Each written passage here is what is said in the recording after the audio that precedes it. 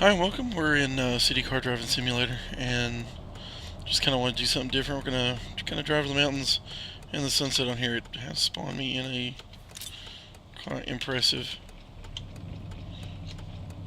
area here.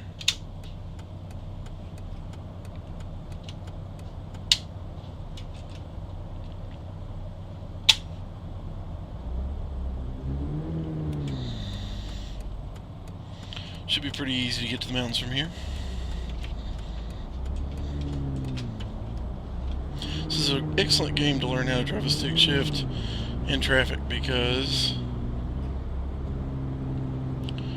it does it very well. So I'm driving the stick shift Mazda mx-5, and I'm about to hit somebody in third person. This is a mod. It does not come with the original game, but it is a good mod. Got it through the Steam Workshop, so very easy to install. I don't get many questions about this game, but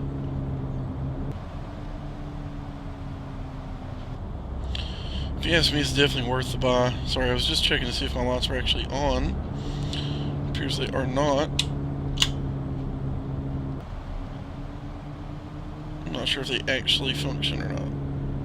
So we're going to talk about, what I've got on my rig now in this video. I know one of my videos, I actually got my shifter in the mail recently, so in this video I do have, of course, the Fanatic CSL Elite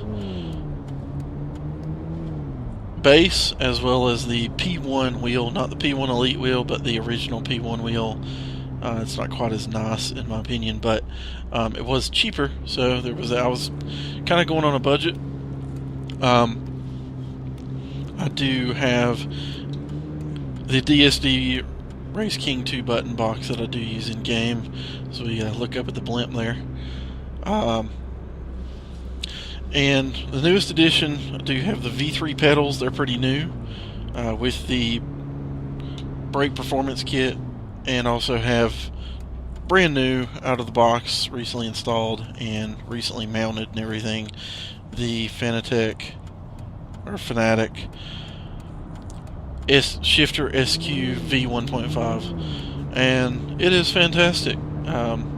Using it in this game really is the best game to really test yourself as far as how to drive a straight drive properly. You got to use the clutch, you got to use your shifter, you got to do everything right. Now, it is hard for games to simulate missing a gear because, obviously, there's no force feedback. There's no way of it kicking you back out of gear or anything like that. So, that's something that maybe in 5 years we'll have, is a force feedback shifter. It's just asking a lot because you'd have to have it hooked up. Right now it's basically just a controller. It's got one wire, no motors or anything. It's just switches. It's like a button box essentially. We barely have force feedback pedals. I think force feedback pedals would be nicer than a force feedback shifter, but we'll probably get them around the same time. Force feedback handbrake, which you have hydraulic handbrake, has to be the same thing, so no real need there. But this game is very good as far as its feedback, its controls. The one problem I do have is, and you'll probably see this, is it's not actually running full screen for me. It's running with the taskbar at the top. This is my second monitor that I have on the right hand side, and so I have to manually push this game over to the right hand monitor. I don't have a way to force it to open in the right hand monitor. At least I don't know of a way to do that in this game. So leave a comment if you know actually how to do that, and I'll be glad to correct that in the next video, but I actually don't know a way to do it. Anyway, it doesn't run full screen for me, so I'm missing a little bit at the bottom from where it's not running correctly, but it's not a big deal. It feels nice, it looks decent, it's nothing to brag about. The interiors, however, are something to brag about. They look, well, there's your first example of your AI jumping out in front of you and just slamming on the brakes, which just happens at random and doesn't make any sense at all. So we're going to sit here and wait for him. Undo my seatbelt. You do have to hit a button to fasten your seatbelt in game. You could turn on the thing that shows you what laws you're breaking and all, but I'd turn it off because it annoys me. It constantly pops up stuff like please obey the speed limit even if you're going 5 under. Stuff like that. But the interiors are extremely nice. Yeah, I'm going to hit and run. See you, buddy. The interiors are extremely nice. In fact, you can see here, I'm actually using track IR to look around. So that's another part of my kit I didn't really go over, but I am using track IR. Now my rig does have a iFlag, but it doesn't work anything but iRacing, which is fine because that's what I got it for, was iRacing. It's a competitive game. I wanted to get something that would be kind of realistic. I'm more of a realistic guy. I want to be competitive, but I want to be realistic because what's the point if I'm turning my force feedback way down so it doesn't affect me and crazy stuff like that. We had some frame drops as I bring up the mini map. If you see me look over to the left real sharp, I'm looking at the keyboard trying to find my buttons. I should probably bind a mini map button. Anyway,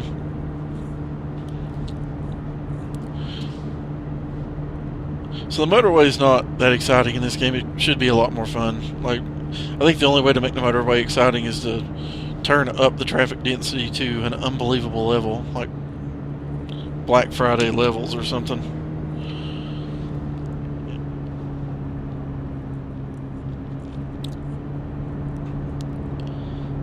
But yeah, this game feels really good with clutch shifter, all that stuff, your wheel. I got a 1080 wheel. That's one thing I do have to brag about the CSL Elite is it's a 1080 wheel. I actually probably would have went Thrustmaster to get 1080 if they hadn't have offered it with this. And a lot of people say that's overkill and pointless and stupid. That's fine, but I like having the ability to do it if I want to do it. BeamNG and this game's probably the only two that use it. I guess I could use 1080 in iRacing, but iRacing, there's no car that goes that high, so you're not going to run into that. And this game actually taught me the proper way to use roundabouts. I did not know the legal way to do roundabouts because we don't have a lot of them here where I live in the western North Carolina and the mountainous areas.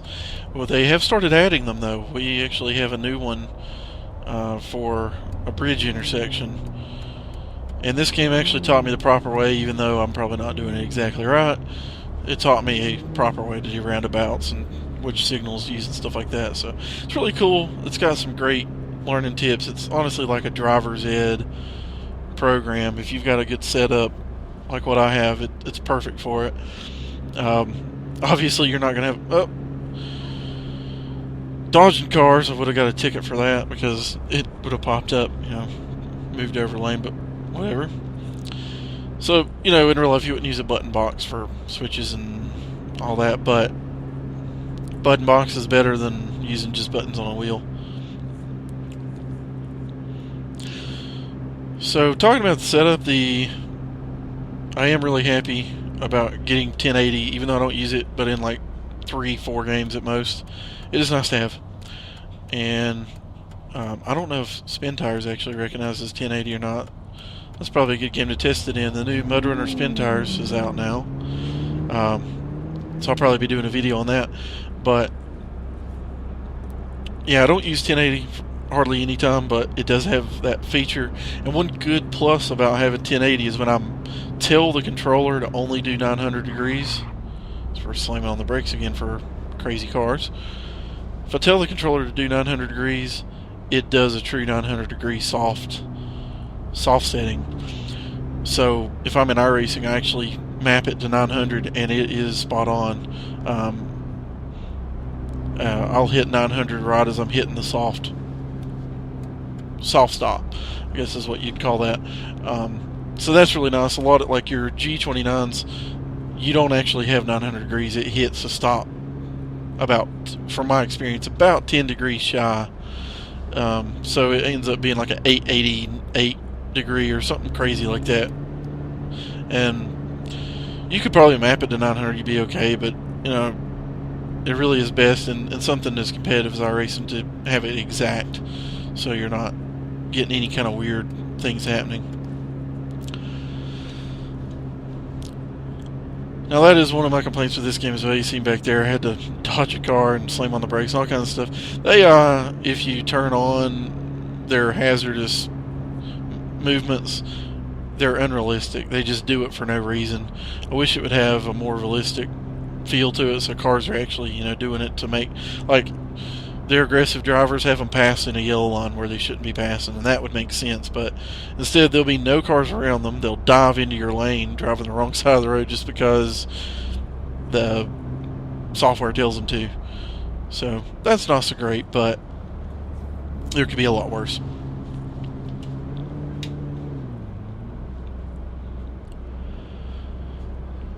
So yeah, we're actually going way below the speed limit. The AI also only recognizes like kph. If you set the system up for miles per hour, the AI go whatever speed in miles per hour, but actually in kilometers an hour.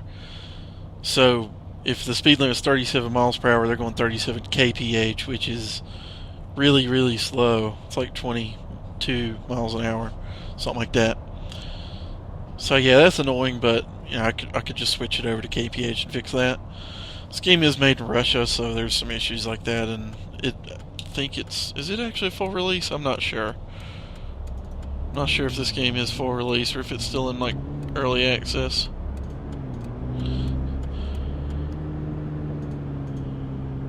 See if I can find out here.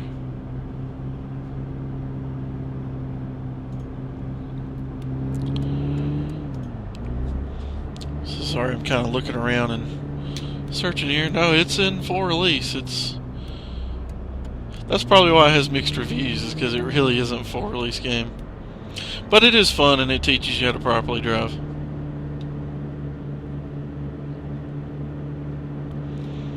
BeamNG does it alright too, but this game really is better.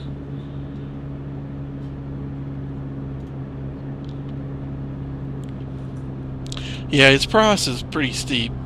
They're asking $24.99 right now. It's on sale for $21.74. I have to say I don't see it worth that. I didn't pay that much, I'm sure. I think I paid $10. It's worth that, just because it supports the controllers and it works so well. But yeah, just kind of going over that, the equipment and stuff I'm using, as well as just kind of driving and getting lost because I don't know my way around this map very well.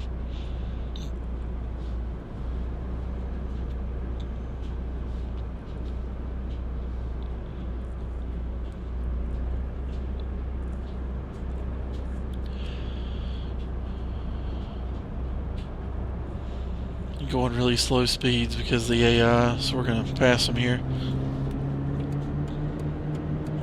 I don't know if it's illegal to pass that many at one time, but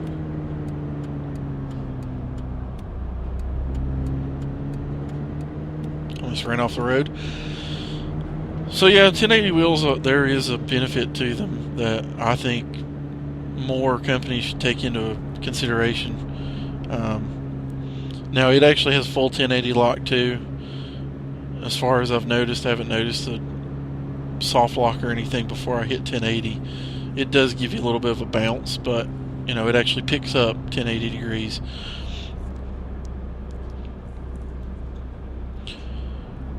But that's definitely the big thing there. And with pedals, they want to say 8-bit, 16-bit, 12-bit, all that stuff. As long as it's smooth. And that's something I've actually noticed with the V3 pedals. And it could just be I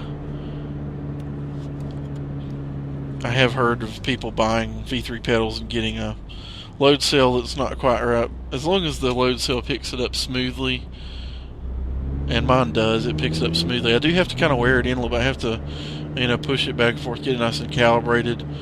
If it's, if I haven't been using it all day or something, it does take a moment for it to get its smoothness sometimes. But I think that's from where I do have the brake performance kit, and that foam and that it originally came with is more suited for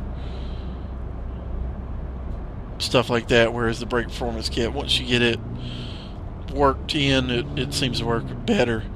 and of course it gives you that nice hard feel. I've got kind of a soft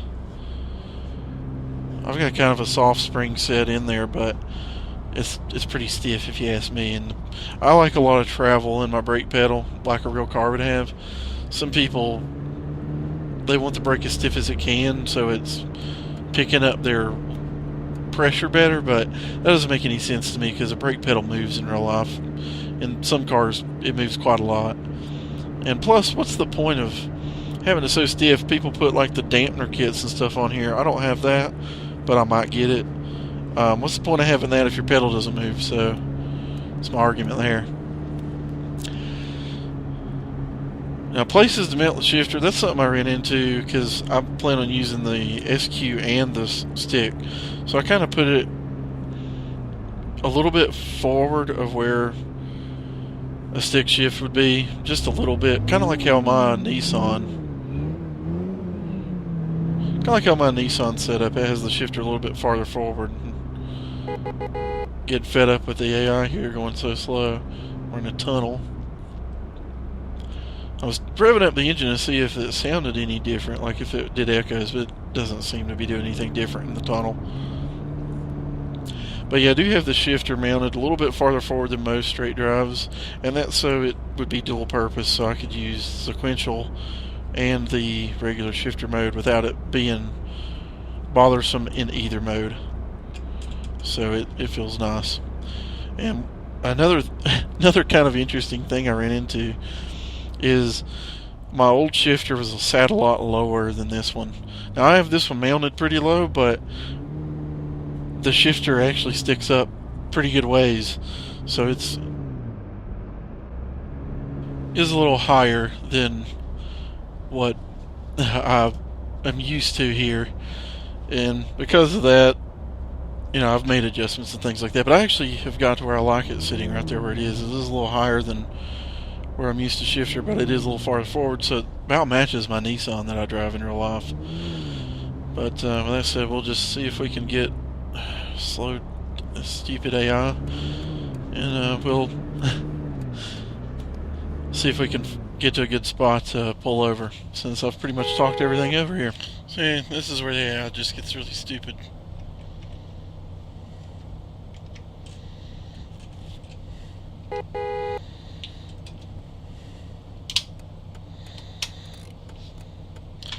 I'm waiting on you, pal.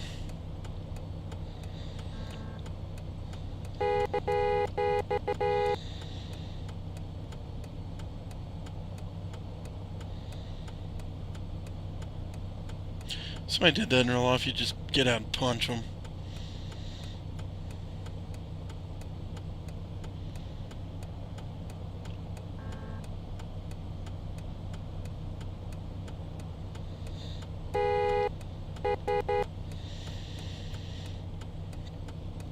Get out, kick some butt.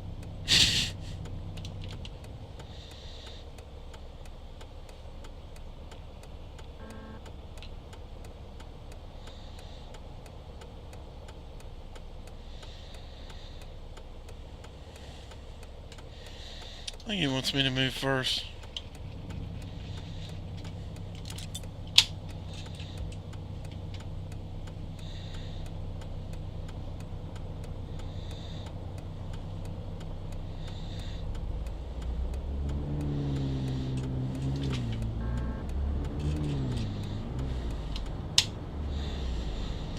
It's one of the annoying things about the AI is it doesn't realize there's no reason to be on the wrong side of the road.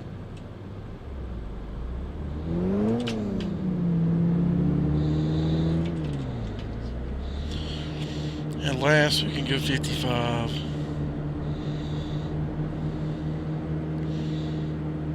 And we went up in the mountains and look, we're coming back into the sunset. Car's handling nice and smooth. I'm gonna pass these cars that go this slow.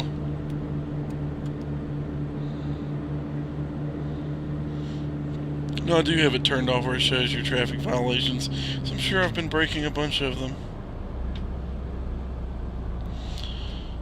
But you can turn that on. It's very informative, very intuitive. teaches you how to drive properly. But honestly, I break more traffic violations dodging the AI than anything else. They'll just slam on the brakes in front of you and stuff. So there we have it. I'm actually gonna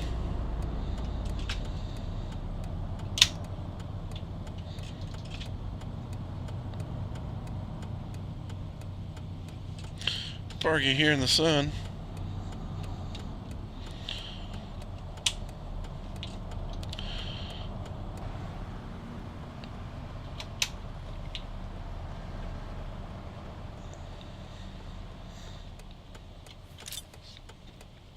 And we're just gonna enjoy that view.